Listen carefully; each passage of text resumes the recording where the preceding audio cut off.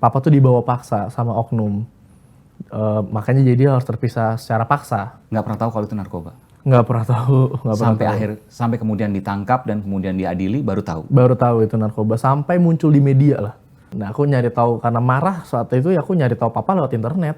Galak, papa tuh tipikal seorang ayah yang galak lah. Pokoknya harus belajar agama, pendidikan agama harus sama katanya gitu. Kalau papa tuh tipikalnya gitu.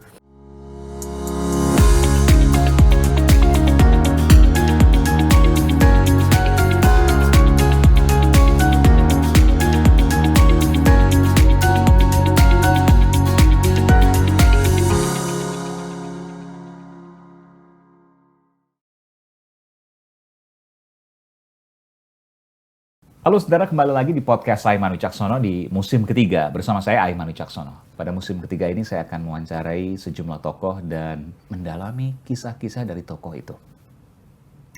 Kali ini saya bersama Fikri Budiman. Ia merupakan anak dari terpidana hukuman mati yang sudah dieksekusi mati, Freddy Budiman. Tepat 29 Juli beberapa tahun lalu. Ayahnya dikenal sebagai salah satu bandar narkoba terbesar di Indonesia. Fikri melalui masa kecilnya berkembang pulang pergi ke lapas untuk menemui sang ayah. Setelah kepergian sang ayah, Fikri bergerak untuk menyuarakan dan mengoreksi ujaran-ujaran tentang ayahnya. Pada tahun lalu, 2021, Fikri menyampaikan sedang menyiapkan sebuah buku untuk menyampaikan atau menjawab hal-hal yang dianggap menyimpang atas sang ayah. Membahas kisah Fikri dan hubungannya bersama sang ayah, langsung saja kita masuki dalam wawancara bersama Fikri Budiman. Fikri, sehat selalu. Iya. Sebenarnya ada dua hal yang saya ingin tanyakan yang paling penting di sini. Yang pertama adalah ketika saya menemukan fakta bahwa saya mewawancarai salah satu direktur di tindak pidana umum Kejaksaan Agung Republik Indonesia, dan juga soal pernah mengantarkan sejumlah narkoba, barang bukti narkoba dan lain sebagainya bersama sejumlah jenderal. Disampaikan pada waktu itu oleh Haris Azhar, ya, saya katakan mungkin oknum ya, jenderal misalnya. Apakah dua hal ini juga Fikri Budiman alami, seorang anak dari Freddy Budiman? Jadi 29 Juli tahun berapa? 2016. 2016. Pas kan 6 tahun, udah 6 tahun yang lalu. 6 tahun yang lalu, ini persis hari ini 29 Juli. Dan tentu kenangan yang saya mau tanya dari hal yang paling menyentuh di benak Fikri. Kenangan apa yang paling mengena dari Fikri Budiman terhadap ayahanda Freddy Budiman? Kalau kenangan sih yang pasti itu waktu terdekat aku sama papa tuh pas di Bangka Belitung. Oke. Di Bangka Belitung nggak terlalu lama sih mas. Aku di Bangka Belitung tuh dari TK sampai kelas 4 SD. Di tahun berapa itu? Itu tahun 2001 sampai 2004-2005. Oke. Oh, sempat di Bangka Belitung. Yeah. Apa kerjaan ayah waktu itu? Papa tuh sebenarnya di Bangka Belitung itu seorang bisnismen sebenarnya, punya bisnis optik, kacamata, punya toko-toko HP di saat di era itu. Taunya begitu? Taunya begitu dulu tuh. Punya toko HP. Toko HP, terus jualan optik kacamata. Sampai sekarang masih ada namanya Budi Optikal. Di Bangka Belitung sampai sekarang masih. Di Bangka dan Belitung? Iya, di Bangka dan Belitung. Oh, sampai sekarang masih ada. Siapa yang jalanin? Adik sekarang, keluarga adik. Keluarga adik. Gitu. Saya juga dengar kan Freddy Budiman punya istri lebih dari satu. Iya, ada 5. Ada 5? Itu cerai atau gimana? Sebenarnya kalau untuk cerainya sih aku kurang ngerti tuh di cerai-cerainya, tapi istrinya ada 5, beda-beda kota semua lagi orang istrinya. Yang pertama mungkin? Yang pertama di Kalimantan. Masih sampai sekarang keluarga di Kalimantan? Masih ada kakakku tuh. Oke. Aku yang kedua di Bandung. Yang pertama orang Kalimantan. Yang kedua? Di Bandung. Ibu kandung aku. Yang ketiga di Bangka Belitung. Oke. Yang keempat tuh di Cirebon. Yang kelima di Palu. Di Palu. Orang-orang asli sana itu ya? Iya. Oke. Anaknya tuh masing-masing 1, kecuali yang terakhir. Yang terakhir tuh belum punya anak. Oke. Gitu. Tapi waktu menikah dengan ibu yang istri kedua masih statusnya menikah dengan istri pertama? Kalau dari istri satu kedua kayaknya udah enggak deh. Oh. Tapi 2 dan seterusnya? 2 dan seterusnya tuh karena perpindahan papa tuh karena situasi yang tidak baik buat papahnya sih. Kalau kayak cerita dari mama, papa tuh dibawa paksa sama oknum. Makanya jadi harus terpisah secara paksa dari Bandung. Dibawa paksa sama oknum, Iya. maksudnya? Jadi siang itu tuh aku baru umur 1 atau 2 bulan. Oke. Siang-siang cerita dari mama. Terus ada lagi tidur-tidur siang dan lain-lain, tiba-tiba ada beberapa oknum yang nyamper ke rumah. Langsung di rumah tuh langsung digeledah lah, maksud digeledah. Papa tuh langsung dibawa paksa. Tapi kita nggak pernah tahu itu oknum apa, entah polisi atau mungkin sepekerjaan dengan papa atau apa, kita nggak. Dan Mama tuh nggak kasusnya tahu. narkoba? Waktu itu narkoba. Narkoba? Tapi nggak tahu ya, ini entah polisi, entah Oke. bandar juga atau apa. Pokoknya papa tuh dibawa paksa, menghilanglah papa dari Bandung untuk beberapa bulan. Nggak lama, papa dari beberapa bulan itu barulah mengarahkan teman-temannya buat ngambil aku dari Bandung. Dari saat itulah aku terpisah sama ibu kandung aku. Nggak ketemu lagi sama papa itu? Mama nggak pernah. Jadi terakhir itu tahun? Iya, 99 berarti tahun 99. 99? Nggak pernah ketemu lagi sampai? Aku umur 17 tahun. Jadi aku dari lahir sampai umur 17 tahun, aku nggak pernah ketemu ibu dan nggak pernah tahu wajahnya seperti apa. Karena dibawa oleh papa? Karena dibawa sama papa. Begitupun sebaliknya, papa juga dari saat itu, dari 99 sampai 17 tahun itu 2016. ya, sekitar 2016 itu nggak pernah ketemu mama gitu. Nggak pernah ketemu mama? Jadi mama nikah, ngelahirin 1 bulan 2 bulan ya? Aku Dibawa oleh papa? ya Dibawa oleh papa ke Bangka Belitung? di Bangka Belitung, ke Jakarta dulu, Surabaya dulu, Mas. Surabaya, Jakarta, baru Bangka Belitung. Itu bisnis lah ya? Iya, betul. Taunya bisnis? Nggak pernah tahu kalau itu narkoba? Nggak pernah tahu, nggak pernah Sampai tahu. sampai kemudian ditangkap dan kemudian diadili baru tahu? Baru tahu itu narkoba, sampai muncul di media lah.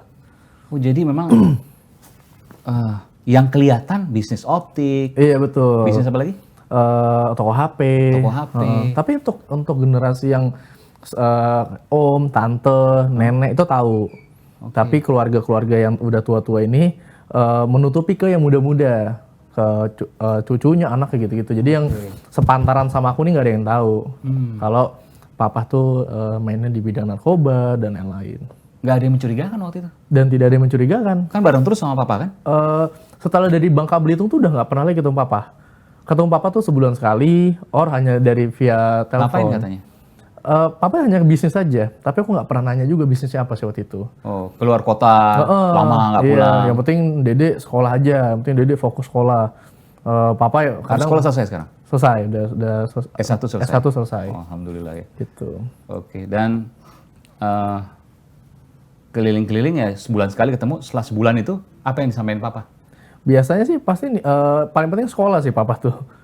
Jadi harus sekolah, terus ibadah, harus nurut sama, karena aku tinggalnya sama kakaknya dia, jadi tante aku. Iya. Jadi aku kayak coba nurut ya sama tante ini, nurut sama om ini gitu. Nanti papa, nanti kita tinggal bareng lagi kayak gitu-gitu. Nah semenjak dari Bangka Belitung ternyata udah nikah 2 kali lagi tuh, yang sama yang di Cirebon. Oke. Pokoknya tiba-tiba baru punya anak aja tiba-tiba gitu. Oke, iya. Dan orang banyak menyangka bahwa Freddy Budiman sempat convert, pindah agama. Ternyata enggak ya?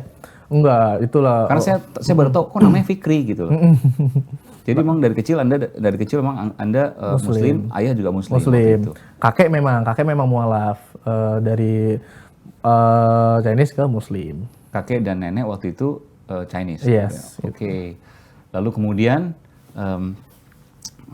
dari lahir memang seorang Freddy Budiman itu memang Muslim. Oke. Karena banyak yang bilang kan pindah convert dan lain Betul. sebagainya. Tidak Banyak ya? yang beredar tuh baru Muslim di dalam penjara gitu-gitu. Enggak sih, emang udah Muslim dari lahir dan emang secara dari dulu emang agamanya kuat juga. Dari dulu? Dari dulu agamanya kuat. Misalnya?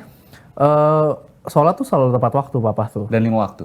Dan 5 waktu. Dari kapan itu tahunnya? Aku tahu dari pas di Bangka Belitung, karena setiap kali subuh dibangunin dan wajib sholat, kalau nggak dimarah-marahin itu. Sama papa? Dimarahin banget sama papa. Galak, papa tuh tipikal seorang ayah yang galak lah.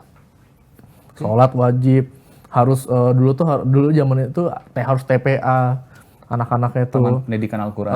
Harus iya. Apa yang papa bilang waktu itu? Pokoknya harus belajar agama, pendidikan agama harus sama katanya gitu. Kalau papa tuh tipikalnya gitu. Pendidikan umum dengan agama harus seimbang. Harus seimbang gitu. Pokoknya lingkungan tuh diperhatikan, sekolahnya tuh juga cara dia nempatin anak-anaknya tuh di sekolah-sekolah yang tergolong lingkungannya sehat seperti itu. Karena mungkin papa berasal dari lingkungan yang mungkin tidak kurang sehat. Ini yang mungkin. belum pernah diceritakan, karena kan saya mohon maaf ya, saya harus Ya. sampaikan yang di media dan lain sebagainya, ada bilik cinta dan sebagainya, ada kemudian beberapa perempuan juga di Ya. lapas Cipinang. Betul. Itu yang kemudian tahu, tapi belakangan Ya. sebelakang seperti apa nggak ada yang tahu, baru disampaikan pertama kali. Betul, iya. Eksklusif di Aiman ini. Podcast Aiman. Ya dulu bingung sih karena dulu aku cukup rutin juga ketemu papa. Di lapas? Dulu pindah-pindah kan dari pertama di Cawang BNN, Oke. terus Salemba, Cipinang, Gunung Sindur sampai Nusa Kambangan aku rutin. Seminggu tuh bisa 3 kali. Seminggu 3 kali? Seminggu bisa 3 kali. Itu Karena usia siapa? SMA? kalau aku kan start tahu papa tuh dari 2013. Karena waktu itu beritanya muncul 2013. Dari tahun 2014-2015 aku mungkin umur 16-15 tahun waktu itu. Oke. 3 kali ke sana? Iya. Siapa yang biayain? Lalu kemudian... Ya papa sih dulu tuh papa. Oh, papa? Papa. Papa ngasih duit terus? Papa masih ngasih duit. Berapa sebulan boleh tahu? Atau seminggu? Sebenarnya papa nih nggak ngasih duit dari papahnya sih sebenarnya. Kayak aku kan tinggal sama tante. Jadi tante inilah di luar tuh papa punya bisnis juga gitu loh, kayak di luar narkoba tuh ada garment juga gitu-gitu. Jadi bisnisnya dari situ. Oh, taunya dari situ? Iya. Tapi nggak tahu kemudian apakah ada benar dari situ dan sebagainya, nggak tahu? Nggak tahu karena sebenarnya bisnis itu memang dulu papa yang ketika papa belum kecemplung di narkoba, memang ceritanya adalah papa yang ngebangun ini bareng kakaknya. Setelah itu papa udah lepas tangan, nggak pernah ada uang aliran narkoba ke situ. Dikelola sama tante. Nah, uang-uang dari situlah yang aku gunain. Jadi pertama kali papa tahu jadi bandar narkoba kapan? 2013. 2013. Tahunnya gimana? Waktu itu dulu tuh tahunnya aku lagi di Surabaya. Itu SMA berarti ya? SMA ya, masih baru banget masuk SMA. Oke. Itu lagi kumpul keluarga malah itu lagi kumpul keluarga di Surabaya. Oh, Surabaya, oke. Karena kampung kan Surabaya, kampung papa juga di Surabaya. Lagi makan keluarga di salah satu restoran Chinese food di Surabaya. Terus tiba-tiba TV di atas tuh munculin papa. Gitu di media atau ya kayak berita narkoba lalu dari news anchor. Penangkapan dan lain sebagainya. Iya, dan lain sebagainya. Dari mulai penyebutan Freddy Budiman sih masih aku sih belum udah mulai terpaku tapi masih kayaknya nggak mungkin nih. Kayak bukan deh gitu. Kayak mimpi gitu ya? Iya, maksudnya kayaknya nggak mungkin lah iya. gitu. Oke, Mungkin oke. Freddy Budiman yang lain.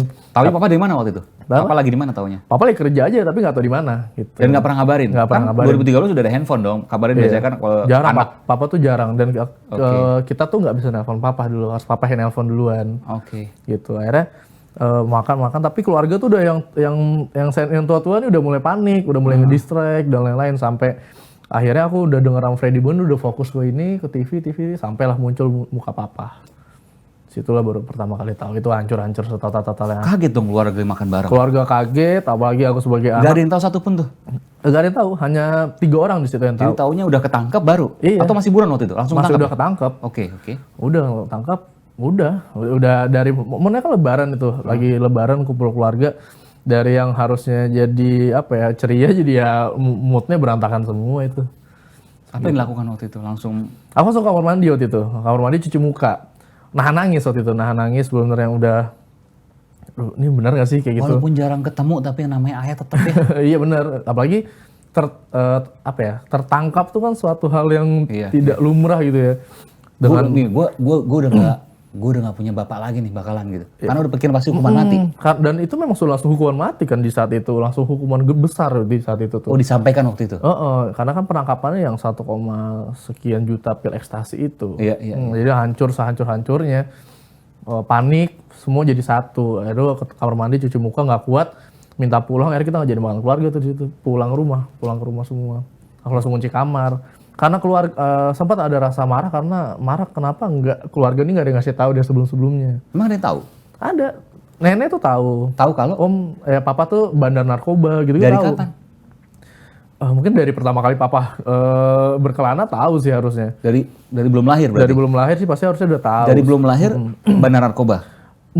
Sebenarnya kalau Dari yang kecil bandel-bandelnya kali ya, Oke. Mas gitu. Kayak bandel-bandelnya nenek sih pasti tahu karena keluarga aku tuh tinggal di salah satu daerah Surabaya yang mungkin kanan kirinya nih memang punya sejarah-sejarah kriminal yang kental banget gitu. Di mana tuh waktu itu? Di Kerembangan, Surabaya. Oke, dulu ya, kita nggak tahu sekarang kan Sekarang udah iya. beda ya. Dulu tuh begitulah, mungkin pergaulan papa dan lain, itulah kenapa papa selalu fokus di lingkungan hidup anak-anaknya gitu. Kerembangan namanya? Kerembangan. Kerembangan, oke.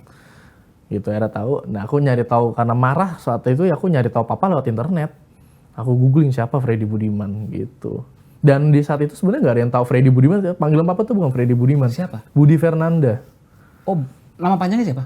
Sebenarnya namanya Freddy Budiman benar, tapi keluarga tuh lebih seringnya manggilnya Budi Fernanda. Budi Fernanda. Makanya namanya Fikri Fernanda Budiman. Nah, Oke. anak-anak ponakan adalah pasti manggilnya Papa Budi, Om Budi gitu-gitu. Nggak ada, sama Freddy nggak Nggak ada. ada gitu. Tapi makanya pas ngomong Freddy tuh ngeh tapi kayaknya bukan gitu. Ternyata muncul foto papa. Ya itu di situ saatnya berarti. Banyak yang belum diceritakan ya ternyata. Ya tadi ya, supaya pendidikan dan lain sebagainya ternyata memang ya punya sisi lain juga sebagai pengedar narkoba dan lain sebagainya. Meskipun di akhir masa hidupnya hanya 3 tahun ya, dari 2013 tertangkap ke 2016. Betul. Itu ada kejadian yang luar biasa yang saya dapatkan yang belum pernah kemudian disampaikan sebelumnya. Dan saya disampaikan oleh Bu Agnes, ya, Direktur Tindak Pidana Umum Kejaksaan Agung Republik Indonesia.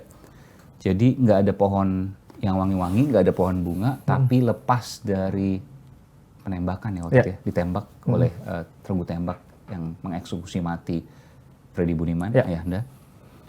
Langsung ada semerbak wangi. Anda juga waktu itu, Fikri juga datang ke sana. Ya. Dan Jadi, benar itu? Kalau mungkin beberapa kejadiannya benar. Yang mana? Pertama angin kencang. Oke. Itu Setelah penembakan itu?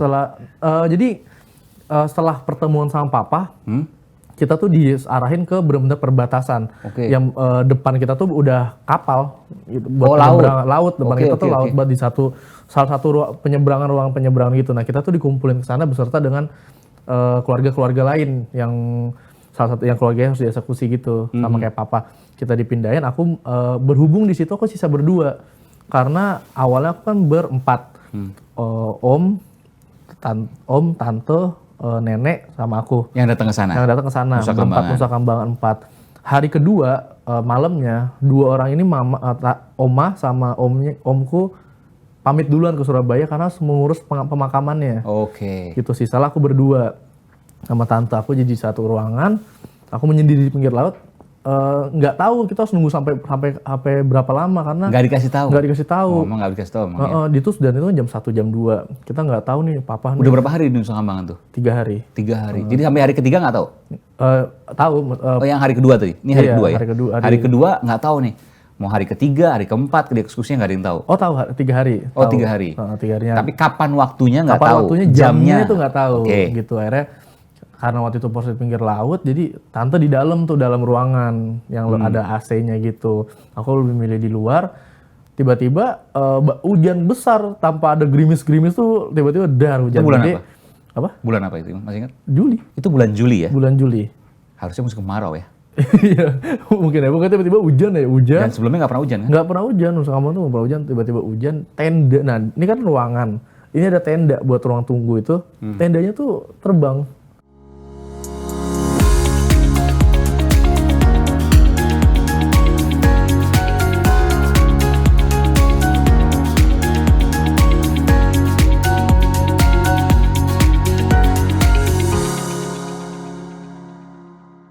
Sampai kursi-kursi itu terbang. Dan Cilacap di saat itu mati lampu. Bukan hanya Nusa Kambangan, tapi Cilacapnya mati lampu. Oh jadi agak jauh tuh antara lokasi eksekusi dengan keluarga? Jauh. Nggak bisa ngelihat pasti. Nggak bisa ngeliat. Dan itu lumayan jauh banget lah. Jadi memang kerinduan akan Tuhan itu dari sosok Freddy Budiman sesungguhnya udah ada dari awal. Tapi dia sempat belok dulu. Iya. Ya, sejak tahun 2013, papa tuh tidak pernah lagi memakai narkoba, mengedarkan narkoba. Papa itu punya anak 4. 3 ini nggak ada yang tahu papa tuh seorang bandar narkoba.